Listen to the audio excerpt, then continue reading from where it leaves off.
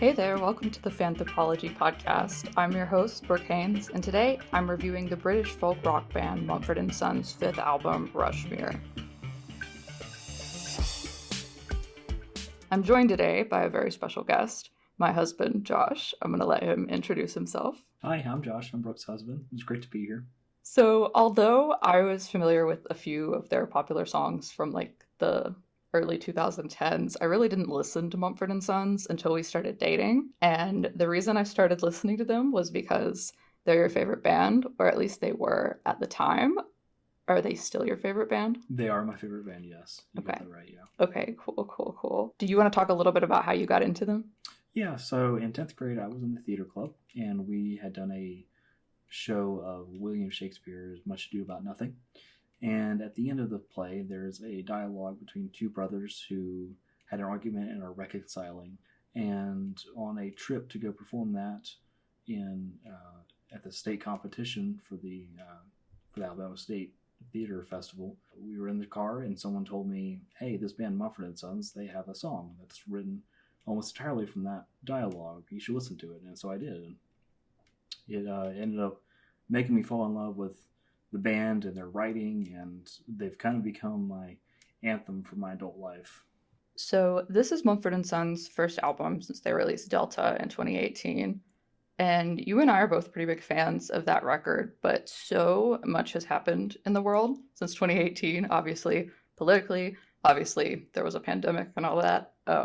Marcus Mumford also released his first solo album, I think, in 2021. So, what were your expectations like going into this album? To be honest with you, I didn't have enough of an idea of what to expect. And I say that because, of course, there was the pandemic. Delta was a radical departure from their traditional style of, heavy banjo, folk, acoustic sounding music. There was obviously the pandemic. 2021, the banjo player and lead guitarist ended up leaving over some controversy over his association with some right-wing influencers and writers.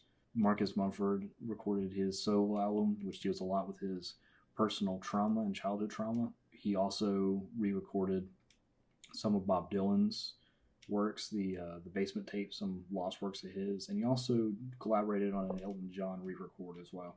So he has a lot of different influences coming into this.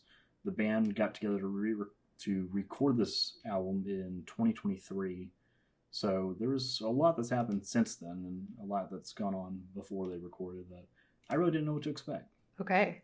Shall we break down the track list? Let's break down the track list. All right. So we start out with Malibu. Yes, Malibu. Okay, so one thing that I want to say about this album right off the bat is I think that it's an album that's meant to be listened to on nice speakers or like with nice headphones. Like it's kind of like cozy and intimate sounding. I'll go along with that, yeah. Listening to this album on my phone, playing it out loud, or even playing it on like my Bluetooth speaker versus listening to it in my car or with headphones on were like two totally different experiences for me. Yeah, I found that as well. Having my phone in my back pocket at work, just kind of moving around, it's different than having my headphones on or listening to it intentionally and quietly. And it wasn't really until I first listened to it isolated like that I really heard the details in the music, especially in this first song. It opens with this really soft drum beat and this acoustic guitar that I feel like are really like warm and inviting. And the drum in the first the first 2 seconds, it kind of sounds like a heartbeat almost. I hadn't caught that, but yeah, that's interesting now that you mentioned that. And the opening chords just have a lot of depth to them, which I feel like is a good setup for the song. And it's like good, it supports like the overall thesis of the album itself. Yeah, I agree with that. Yeah, well, like I said, there's a lot of differing influences and a lot of things that have changed in the band since then. So setting the tone pretty clearly like this, giving an established thesis is a good way to start the album out. What do you think the overall theme of the album is? Not to jump to the end or anything. No, yeah. And I'm still unsure about that, I'll be honest with you. It's not as cryptic as their other albums. I would say Sigh No More is by far their most cryptic. This is the least cryptic, but there's a lot of conflicting themes and complementary themes as well. There's religious doubts and questions and forgiveness and love lost, love found. It's very conflicting, and there's not one cohesive lyrical idea behind the album, I would say. If you look at their other works like Babel, that specifically deals with the consequences of sin and lust and passions of the flesh. Delta is based almost entirely on John Milton's Paradise Lost, including the song Darkness Visible, which is a direct monologue that the character Satan gives in that. And so they're really departing from this, and it's more self-centered, I would say.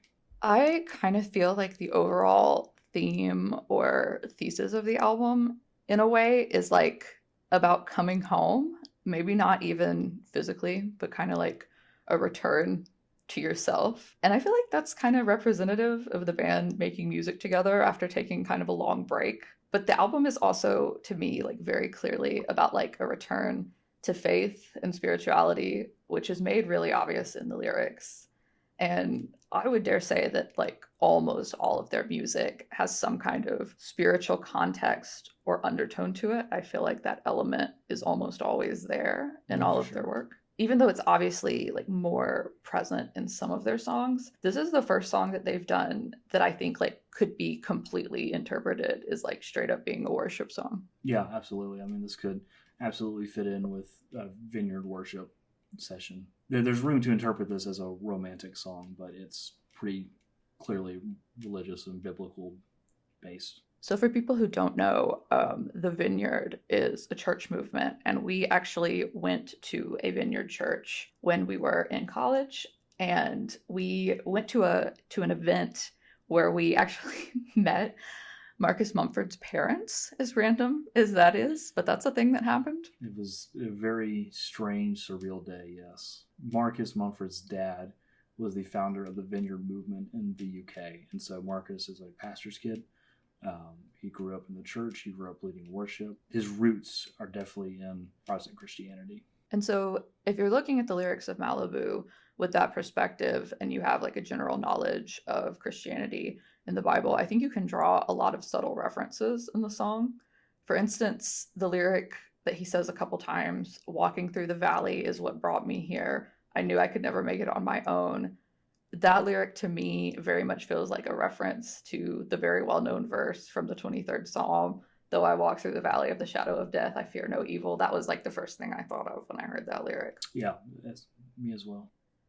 Also, I kind of feel like the song is fitting as the first song on the album, but in a way, it also kind of sounds like an ending.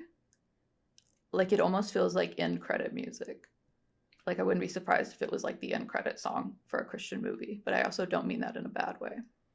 I wonder if it could also be interpreted as a farewell to their earlier music, a departure from their early identity as a band, having lost a key member and moving on from that, finding forgiveness is I think is the theme of this song more than anything.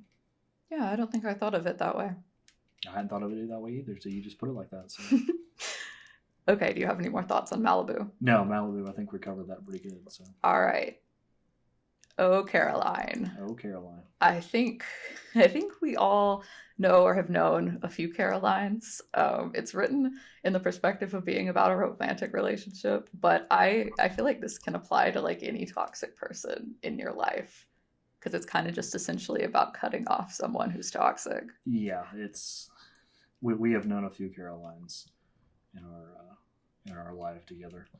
This is where I hear a little bit of the Bob Dylan influence coming in. It's very subtle, but it's just some of the writing and the framing of the storytelling. It's I get a little bit of Bob Dylan in there. Maybe I'm totally crazy, but I hadn't noticed that either, but I do see it, and I think some of the other things that I wrote down about this like will also lend to that theory. When I was listening to this and I was writing the episode, the way I came up with to describe it is respectfully scathing. And I love that. Okay, yeah, respectfully scathing. Okay. That's a good way to put it. Yeah. The religious tie in this one is that Caroline, this character, is compared to someone who kind of has a god complex or acts like a savior. And there are two lines in the song that parallel each other that kind of lend to that. The first one is break this glass and make a scene again. I know that's what you want, so you can rise again. And then the second is you want to pour me out, then drink me up off the floor, so you can say that you're a savior, but I know that you're a fraud. And both of those kind of have this like double imagery to them, where like the first lines go together and then the second lines go together. And I thought that was really good. I hadn't noticed that pairing before. What stands out to me more than anything in this song is the chorus and the instrumentation behind it. And I've talked to you about this before, but the chord progression on the chorus, it tickles my brain in some way. I don't really know why. There's a minor in there that it hits me different. I don't know why.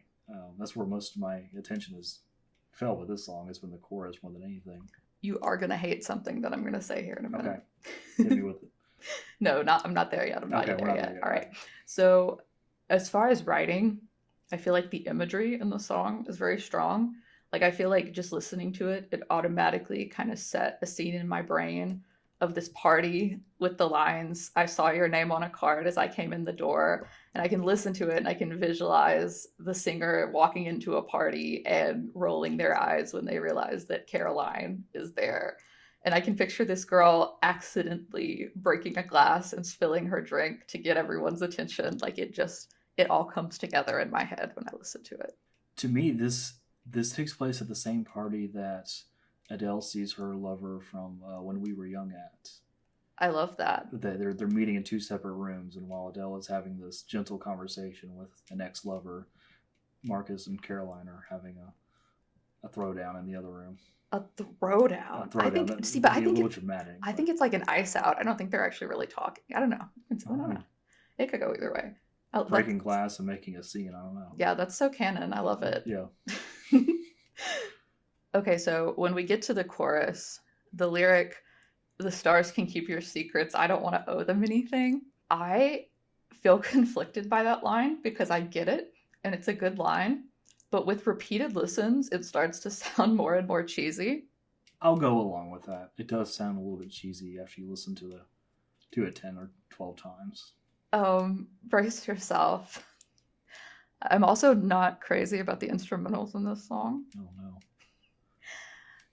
The kind of like musical bridge that's like a 30-second loop of the music, that part makes me feel like I'm going crazy. Okay. Like, I'm like, please make this part end. Okay. I'm sorry. I know you disagree. No, it's okay. It's okay. One line that I think is intriguing that I haven't really nailed down is the line, this love can only last if I'm not around. What do you make of that one? I thought about this one too. I think it means that Caroline has this idea of our narrator in her head, and the only way that the love can survive is if the narrator is this perfect idea that Caroline has of him. But that's unrealistic, and so the only way it lasts is if he's not actually there and it's the ideal version of himself. Interesting. According to her. Do you have any other thoughts on Caroline? No, it's a classic folksy kind of sound. It tickles my brain in the right way, and I think we're gonna have to agree to disagree on this one. So okay, so RUSHMERE, the title track. So ever since they announced this album, which was kind of a surprise, whenever we would talk about it, you would repeatedly just say banjo or it's time for banjo. And you finally get your banjo in this song. How does that make you feel? it's not quite the old banjo, but it's a return to form. This is more reminiscent of some of their work on Babel, and some of the back half of Sigh No More. It's classic Mumford & Sons, this song. See, I think you could pull it off one of the first two albums. No, absolutely, yeah. It's definitely, once again, it paints a picture of reminiscing on older memories of like very early adulthood. I don't know if they went to college or not, but I feel like it's about like being college age. For sure, yeah. Yeah, and kind of around that time was around the time when they were adjusting to being famous. So RUSHMERE is actually the name of the pub that they all met at and where the band was formed. Okay. So RUSHMERE being the place where they started from. And so the song Rushmere being the return to form for their old selves really ties that whole symbology together. Okay, so I read this and I read it on Lyric Genius, so it's probably wrong. Mm-hmm. I read that there's a pond called Rushmere. I also read a pond and a pub. Okay. It was a pub near the Rushmere Pond I see. that they met in, yes. I see. I could be mistaken on that, but for my research, that's what I found. Once again, I feel like this kind of goes with the theme of like returning home, coming back to yourself in a way. And like in this case, there is a physical geographic location tied to it. Yeah. But I feel like it goes with that overall theme. I also feel like most people's sense of time has been warped in a way since COVID. And I feel like that's at least an underlying theme. It's just, I want to point out the writing here. I don't think they're crediting any specific band. They kind of take the Queen route where it's just everything's written by Mumford & Sons. But the poetry, especially in the first two verses, it's really, really special to me. So it's definitely worth listening to this a couple dozen times. Okay, so the next track is Monochrome. And I would like you to take the lead on this one because I know you spent a lot of time researching this one and breaking it down. And honestly, I need you to explain it to me. But let me start by asking, who is Hyacinth Girl? Yeah, that's a really interesting question. In the song, Hyacinth Girl is this lost love that the narrator is chasing. It's an interesting history behind this. The origins of Hyacinth Girl can be traced back to Dante's Inferno, where his muse Beatrice embodies this idea of Hyacinth Girl, and then T.S. Eliot takes this and a poem. I cannot remember the name of the poem to save my life right now. He takes it further, and so the idea of Hyacinth Girl that we get here is someone who embodies the idea of Christ, not so much the Son of God, but the pureness of heart and the generosity and the grace that Christ embodies. And so going through verse 1, the you and I are getting so much clearer, and it's getting clearer every day. The stillness yet has an ache in its silence. It's better than the other way. It's a lover that's gone, and he knows it's gone. And the more time that passes, the more he realizes it's gone. But then in the chorus, Hyacinth Girl, your peace, there is life in the ground beneath your feet beyond reason, monochrome out of sight. Saying that this girl was the perfect embodiment of everything pure in the world, and I lost her. And now she's black and white, fading away out of sight. I don't really want to go through line by line, but it's so profound I kind of have to.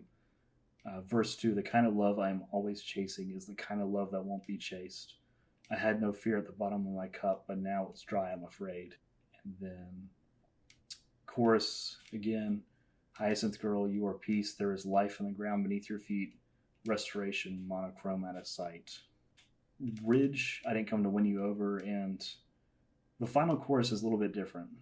Hyacinth Girl, you are peace, there is Christ in the ground beneath your feet, restoration in the rewritten code, beyond reason, monochrome out of sight.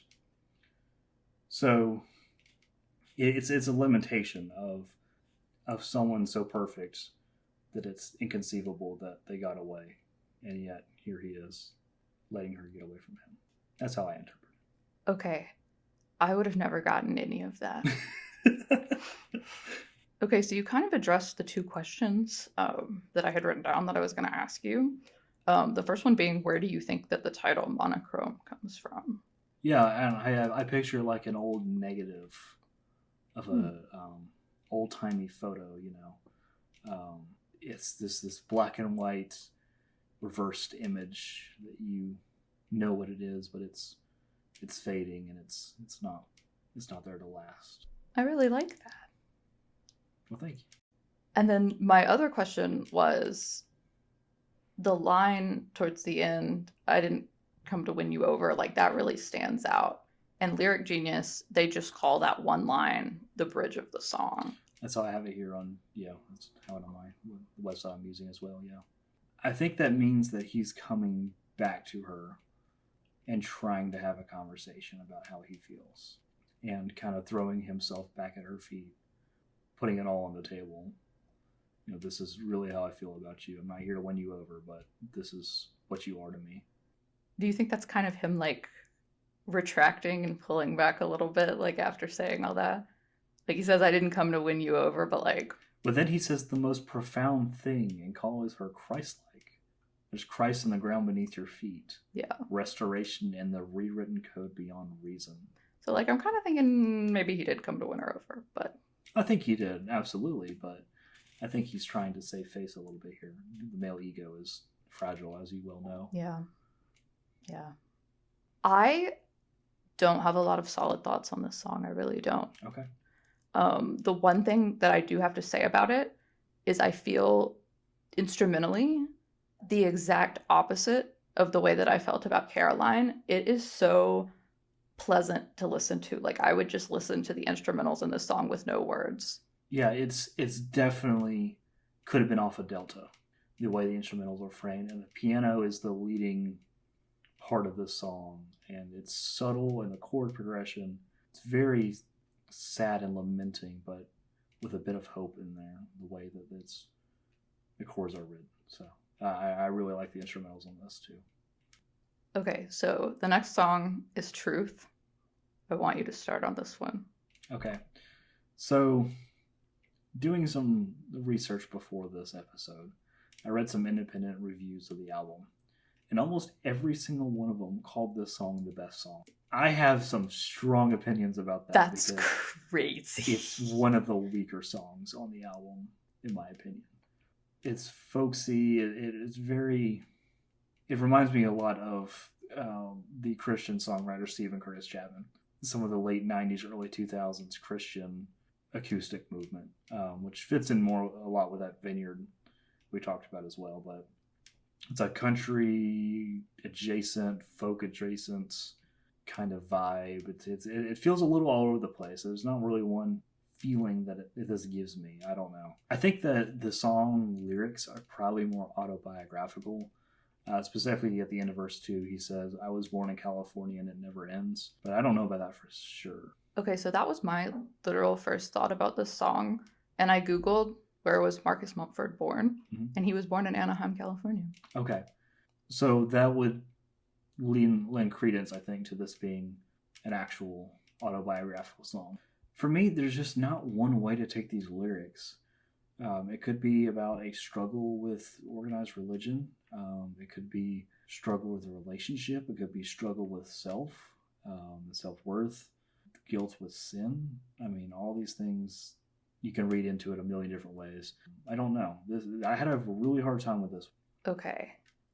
Musically, I do not vibe with this song one bit. It's like I can see what they're trying to do, but stylistically, it feels like it's trying to be something that it's not. I don't really have a good explanation. Also, I feel like it wouldn't be terrible live, though. No, this would be a great live song. They're a great live band anyway, but this would be a good live song, yeah. It feels very, very Christian rock to me in the way that I don't like. I feel like it could be on the God's Not Dead soundtrack. I definitely hear that, yeah. You're not wrong about that. And I've never felt like that about any of their music. Like I said, like the spiritual element has always been like a factor in it, but I've never been like, wow, this is like Christian rock music. Like I've never felt like that. I think it's because this is the least ambiguous album they had. Like I said, this is the most straightforward the lyrics have ever been, and it's still fairly cryptic. It could be more direct. I think when the veil of poetry is lifted somewhat, I think you expose some of the Christian rock elements, which I was raised on that kind of music, so I don't mind it. I don't care for this song, but I don't mind that genre in general, but I know you don't care for it particularly. So I'm going to go back to how much I don't like the song in a minute, but that actually brings up an interesting point because you are also a pastor's kid. Do you feel like that helps you relate to this music? It definitely does. I am indeed a pastor's kid, PK as we're called in the circle, the preacher's kids.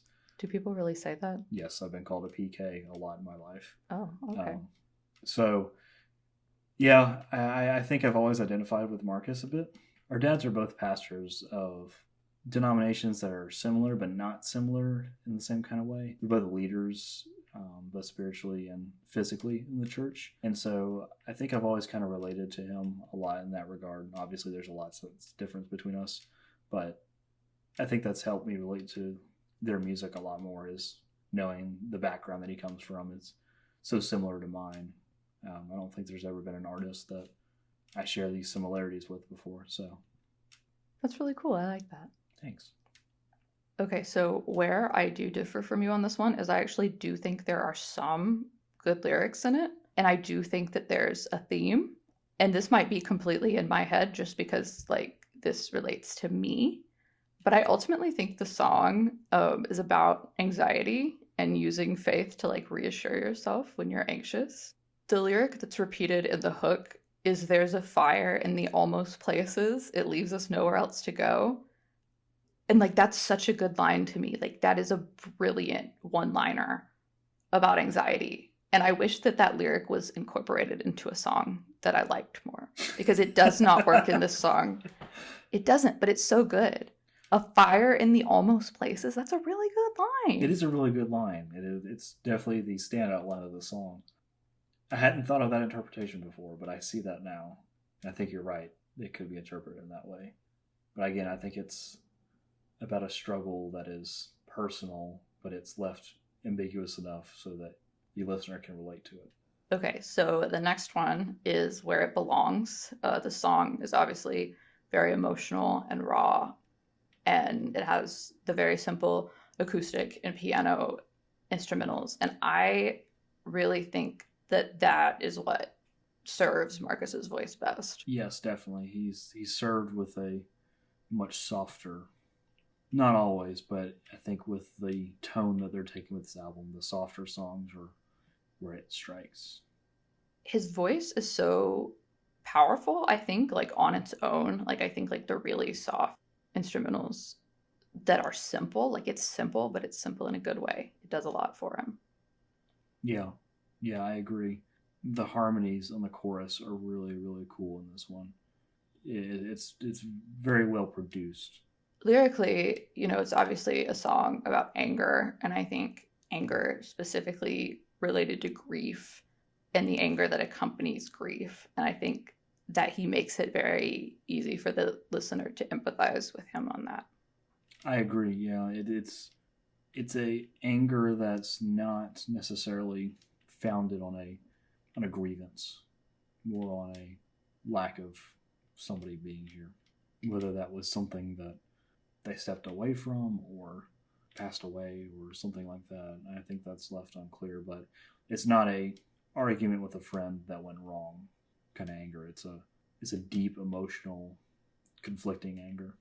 See, I think the first verse definitely gives death, but that could also be metaphoric. And again, I think that's the thing with their lyrics is you can read it 3-4 different ways. Do you have anything else on this one? No, it's there's not a whole lot to it. It's 2 short verses and 2 choruses repeated. The vocals are just what stands out for me on this one. Okay, the next one is Anchor, and this is my favorite song on the whole album.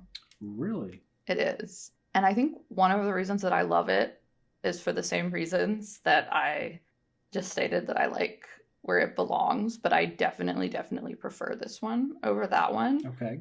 I got super emotional the first time I heard it.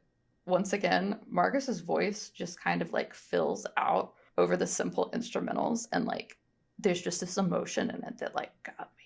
The back half of the album doesn't hit as good for me as the front half does, but this is probably the standout on the back half for me. It's a love song, definitely, I'd say. It's about someone who grounds you, who keeps you focused and centered and where you belong. See, I was thinking that Anchor was a God metaphor. We could both be right in that regard then. Yeah, no, I'm just saying. Yeah. This is kind of the album's the first step is admitting you have a problem song. Okay. And from there, it kind of carries back into the overall theme from there. Like, this is kind of like, I feel like the first song, like, I feel like Malibu is the top. Like, I feel like it's like in the way that I said it kind of feels like an ending in a way. It, like, that feels like a high point, and like, this feels like rock bottom. Like, this is the low point. I'll go along with that, yeah. And maybe I'm just blanking on the other lyrics right now, but maybe this to me this feels like the first one where he is fully penitent for his actions and his behavior. Yeah. It's really apologetic. Yeah. Like, the whole song is an apology, basically. The other songs where he does apologize, it's shifting blame. But this is fully accepting blame in this one.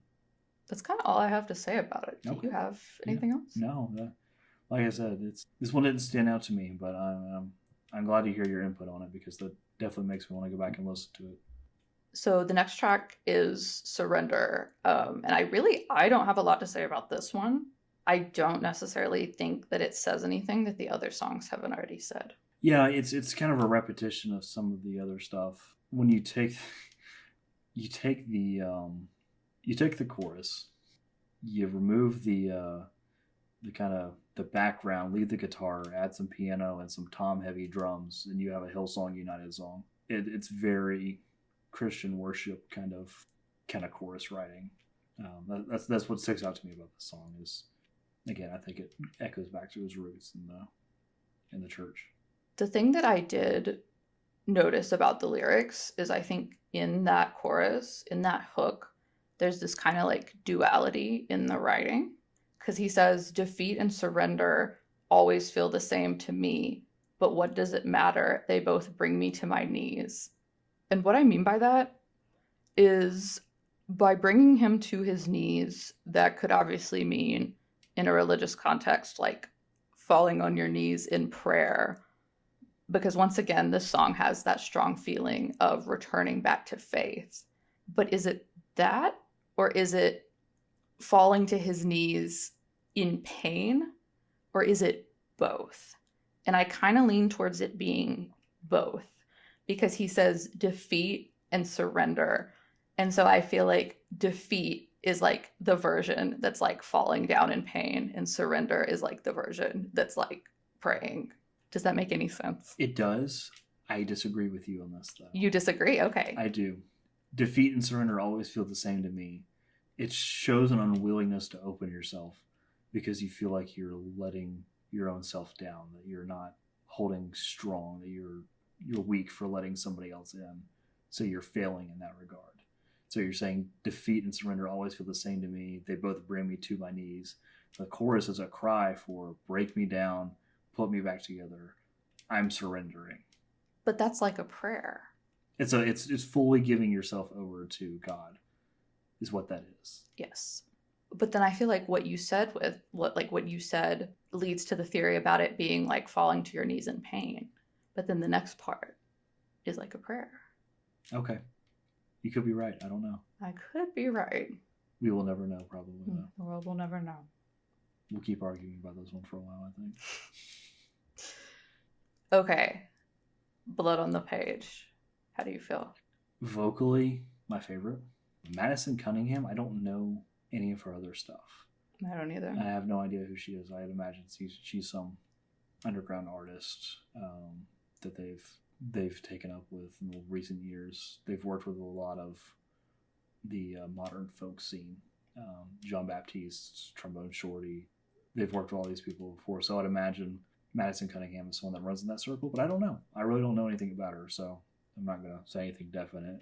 This feels kind of more like a shared monologue. Does that make sense? It's not a dialogue because it would be two different people having a conversation.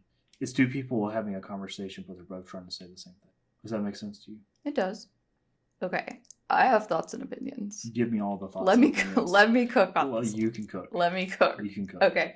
First of all, I think the song is about cheating. Okay. I think that this is like the most like romantic relationship based song on the album, like even more than Caroline is. Agreed. And I think that's the reason why they have Madison Cunningham on the track to kind of, because she, her voice is stronger in some parts, but she pretty much sings back up on almost the entire song. Mm-hmm. And I think that it's to kind of reflect that perspective that, like you said, it's two people both who are involved and who are kind of saying the same thing. I feel like it's about a relationship where the couple has been together for a long time and there's been some kind of major breach of trust at some point, whether it be cheating or it be something else. But even though they've had that thing happen, they both still really care about each other. And they're trying to rebuild their relationship and start over because they really care about each other and they still want to be together. And they're trying to, like, if you look at it like a book, like they're trying to like literally turn a page and start the next page in the story. But they keep saying, but wait, there's blood on that page. Meaning, even if there are a bunch of like blank white pages left in the book, if you have a page or if you have a notebook of blank white pages and there's one page that's covered in blood, it's really hard to ignore that page. That's a good theory. I want to expound upon it. I wonder if this is a part two to their song on Side No More, White Blank Page, which is about what I've always taken it to mean is someone who has been cheated on and dealing with the anger and the grief that comes with that. Mm-hmm. And so I'm wondering if this is probably not, but it could be a reconciliation of that same relationship, coming to terms with everything years down the line. I don't know. That's interesting. I'm not as familiar with that song, so I wouldn't have made that connection, but that is interesting. Another thing that leads me to think that it's about cheating is the lyric, "A veil over my eyes over the plans we made," which to me feels like in the moment that one of them threw away the plans that they'd invested in with the other person, and that's what, created the blood stain on the page. And every time that they try to move on, they keep going back to the fact that the other person had that moment where they like let themselves slip and it wasn't important to them in that moment, the plans that they had made together. But I think it's really obvious that they still care about each other. In the last verse, he says, and she is not as present on this part until the very last line. He says, "Call me out late, call me in a slip, I will still run to your side. Call me out late, call me anytime you like." And that's such a beautiful ending to the song because literally every other lyric in the song is followed by, "But wait, there's blood on that page," which to me is the symbolization of them having a hard time getting over this rough patch. But they don't say that. That's not the last line of the song. The last line of the song is, "Call me anytime you like," which I feel like it ends on the note that like even if they can't get past that, they still care about each other. I think we can agree on this song for the most part. Yeah, I think you've nailed down what it's talking about. You're very good at these kind of songs, and by these kind of songs, I don't know what I mean by that, but I think you have a good insight into these kind of lyrics. Just to add on to what you're saying, the verse 2 of White Blank Page. "A white blank page in a swelling rage. You did not think when you sent me to the brink. You desired my attention but denied my affections." I do definitely like that theory that they're connected. I don't know. I'm a Mumford & Sons conspiracist, I guess. A conspiracist. Yeah, it's all tied together. Oh. This also reminds me of the Civil Wars a little bit. Probably just because of the male and female vocals. That's what I was trying to place that as. It was reminding me of something and I couldn't place it. It's Civil Wars, yeah. Okay, do you have anything else on this one? No, I think there's, like you said, it's definitely the most directly about a relationship that's gone awry in some way, and it sounds like there's some peace at the end, which I don't think you get that clean resolution with a lot of their songs. See, I don't really think it's a clean resolution. I think at the end they still haven't gotten over it. But the point is, like, even if we have this thing that's dividing us, if you were in a bad spot, I would still help you. I call that a resolution. It doesn't really fix the problem, though. No, but if you have discussed it to the point where you are able to interact with each other to where that's not a problem at the forefront of your mind, I don't know. Interesting. Okay, the last song, "Carry On." How do you feel about this song? I don't have a lot of opinions about this one either. I really don't. It doesn't stick out to me. Okay, I think this one is about politics, and I think it blends kind of the tie between conservative politics and religion, and its commentary on that in a way. Most specifically, the way that in American politics, there's, for some people, a strong sense of like Christian nationalism linked to it, and the belief that if you don't share the views of the current political administration, that you must not be a Christian, or you must not be, it's Trump's way or the highway. And I think it's commentary on that. The first verse says, "If this is what it's like to be unholy, man, if this is what it's like to be lost, I will take this heresy over your hypocrisy and count any cost." And I think that's so powerful, and I relate to that line a lot. But now that you have discussed more about the banjo player, I think that also ties into this a lot. I think you were talking about him like associating with some like radical right-wing people. Yeah. And I think that ties in. And so it could almost be talking to him. Like, I imagine it being saying, "If this is what it's like to be lost, I will take this heresy over your hypocrisy and count any cost." I think it's like, oh, if that makes me a bad person because I think we should treat blank group of people, immigrants, whoever, fairly, then I guess just go ahead and say that I'm a heathen, I'm lost, I'm unholy. Like, go ahead and say it, but I'm going to do what I'm going to do because I know that that's what's right. So much of their previous catalog deals with the idea of being a man of sin and of the world. So I didn't really take that perspective into account. I was looking at this from a strictly religious perspective. I think you're absolutely spot on about this. Looking back at the lyrics now that you've mentioned that, I think that's exactly where it is. "I will take this darkness over any light you cast, you and all your original sin." And the whole first part of that first verse is taking the names of unholy, of hypocrite, of wanderer, and owning that himself. And then at the end, flips it back to calling the other person on the other side original sin. I think that's pretty powerful. I didn't pull a lot of religious meaning from this one.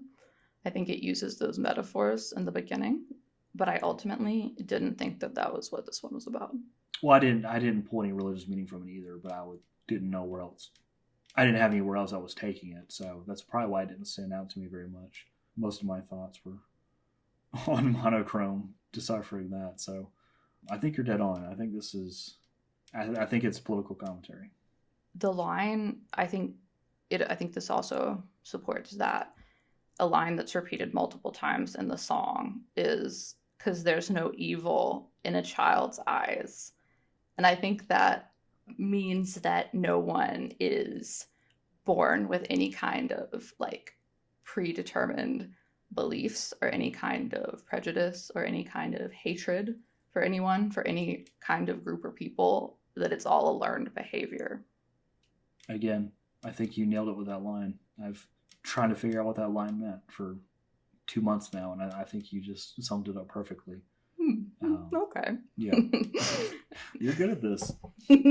No evil to child. I mean, yeah, it's, yeah, you got it on the head. I don't know how else to expand upon this. I thought I was cooking with blood on the page, but I think you think I'm cooking with this one. I think you're cooking way harder, Gordon Ramsay level, with this song. Where is the lamb sauce? It's in the fridge. We don't have any lamb sauce. Oh, okay. Idiot sandwich. Okay, sorry. Wow. Not you, personally. I was just quoting Gordon Ramsay. Okay, all right. That's one of his best quotes. It is one of his best quotes. Idiot sandwich. I thought I was the idiot sandwich in this instance. Okay. So, overall, closing thoughts. Out of their 5 studio albums, this is number 4. I'll put Sino More Babel and Delta over this one any day. However, first time in 7+ years we've heard from them as a group. It's them getting back to it. I think it's a solid album overall. There's not a whole lot of standouts in it. Overall, I think it kind of all blends together in a lot of ways, but I think it's going to be looked at more closely in the years to come. What about you? I overall agree with that. I feel pretty 50-50 about it. There are 10 tracks, and I think there are exactly 5 that I like genuinely really like and will come back to. Yeah, I agree. I really do think Truth Where It Belongs, probably Surrender could be cut from this, and I wouldn't lose any sleep over it. Yeah. It feels too short anyway. It's 45 minutes long, I believe, for a 10-track album. It feels short. Pretty short song, so I would have liked it to be longer. I would have liked a little more banjo, but I'm happy we got any at all. So this is all about the banjo, isn't it? It's all about the banjo. It's always been about the banjo.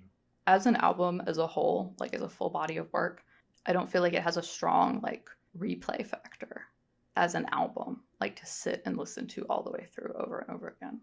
Absolutely, and I think that's partially or even mainly because it's not cryptic.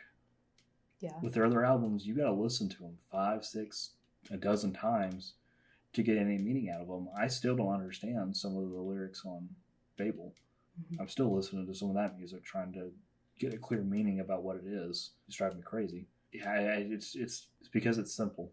There's not anything wrong with that, I don't think. That's why I don't think it has much replayability. So I also see though, and I mean all art is like this, where sometimes you have to be in a specific place for it. And I could see someone who's in a similar place in their life to what the band was going through at this time. Like I could see them really clinging on to this, and it like track by track meaning a lot to the right person who has been through the right things. Yeah, I mean, I'm not going to be dismissive of what somebody interprets it as a part of their worldview.